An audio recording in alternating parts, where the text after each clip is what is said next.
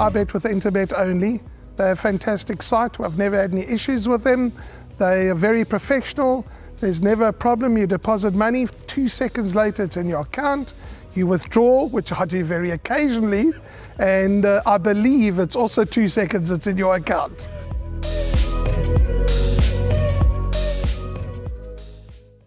Well, it's that part of the show where we just do a short list on what we think of the meeting, and maybe the horses that are worth following, whether it's the exotics or horses to follow. So let's go to the slide that I've put up, and it is place accumulator bankers. Well, 2 that I found for you, and the one of them comes up in race number 6, which is Winter's Destiny, Canamea and DeMello. 2 good post-maiden runs over 1,400 meters on the poly track, and the way that this filly has been finishing off her races, I see no problem with over the 1,600 meter trip. She's a place accumulator banker for me, and maybe if you're looking for a pick 6 banker on the day, which I found very difficult to find, she's the type of filly that will keep you interested. Number 4, Winter's Destiny in race number 6. The other place accumulator banker, and I'm quietly confident that he'll go pretty close to winning this, Don't Touch Me. Carl Stradham, who partnered him last time out, just found 1 too good on the day when 6 Hot Flicks followed up on that maiden win and made it back-to-back, and has since come out to run a good second behind Etiquette. So 62 kgs, will that put you off? Well, I don't think it should, because last time out carried 60.5 kgs. What was the average rating in that race? That was a 65, and this is a 64. So similar type of company, and whilst there is some form to go around, the only danger that I'll make to Don't Touch Me in a bet like the pick 6 will be number 7, Cape Town Affair, in race number 8. But I'll be bitterly disappointed if this horse doesn't finish in the top 3 for that place accumulator. And then one of the 3 horses that I got to follow comes up in race number 5. Now, race number 5, when discussing the show with Warren Lenferner, he liked number 9, Laurel Lane, and number 11, Owlette. And both those runners you can make a strong case for.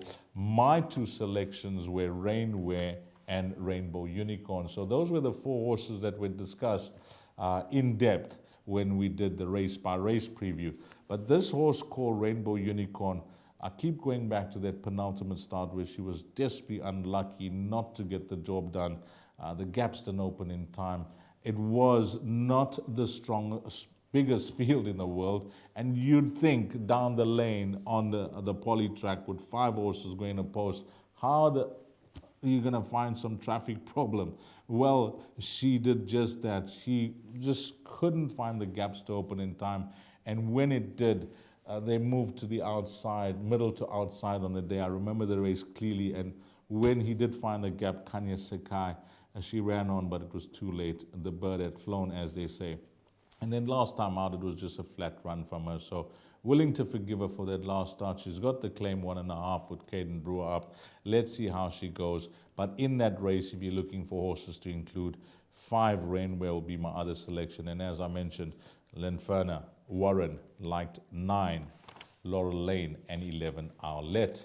And then, something different that I think could be worth following. I've picked out 2 horses to follow in the same race, and that's race number 7. Keep a close eye on both these runners. I mentioned to Warren when we did that race preview, it may not be the right race for them to possibly come through and win, but they are horses to follow, whether to follow at this race meeting or a meeting to come. These are the 2 horses that you're going to have to keep an eye on. 10 cool runnings. The highest rating achieved by any in this field at his best, a 90, all the way down to a 58. Last time out, 1,200 meters. Good run, caught the eye, best work late. Don't see a problem with the 1,600 meter trip. Again, it's Canamea and DeMello. And then Cafe Pacifica got Puller's runner with Jason Gates up. They've tried to stretch him at his penultimate start, 1,800 meters. Wasn't the worst of run. Not that he doesn't stay. He just seems to be less effective once they put him over ground than he is over shorter. I'm not concerned about the mile because he's run 3 starts back over 1,500 meters. That was a fair run behind Winter Waves. Another horse that's come nicely down in the ratings. Cafe Pacifica 76 to a 52. So those are two nice roughies to include there. And we mentioned on the show that it is a quartet race, a race to get involved in the quartet. And I wanted the race to say, away we go, after speaking to Warren, because 7 Stanley and 9 Cyro were his selections, and they both nicely priced up as well. So it looks like a quartet race, that race number 7, but 2 horses that are picked out there, 3 Cafe Pacifica and 10 Cool Runnings. And that is the wrap of the shortlist, guys. Couldn't find a pick 6 banker. If there was anything, if I was pushed on the day to, choose one, it'll be Winter's Destiny from the Kanamea stable. But an absolute pleasure, guys, being in your company, and all the best if you're punting at Hollywood Bets Grayville this Monday, where we race on the poly track. Hopefully everything falls into place. You find all the winners and you make the profit and start off your week on a good note. From myself, Deez Diana, until next time, you take care. Salani Gashle. My name's Danny Diliberto, founder of Ladles of Love. It was founded back in 2014. Communities we work with are all over the peninsula, and we're working with 138 beneficiaries now. We've grown exponentially. We've been able to do that because of all the kindness that we have experienced from individuals and corporates such as Interbet, who just want to be part of the change.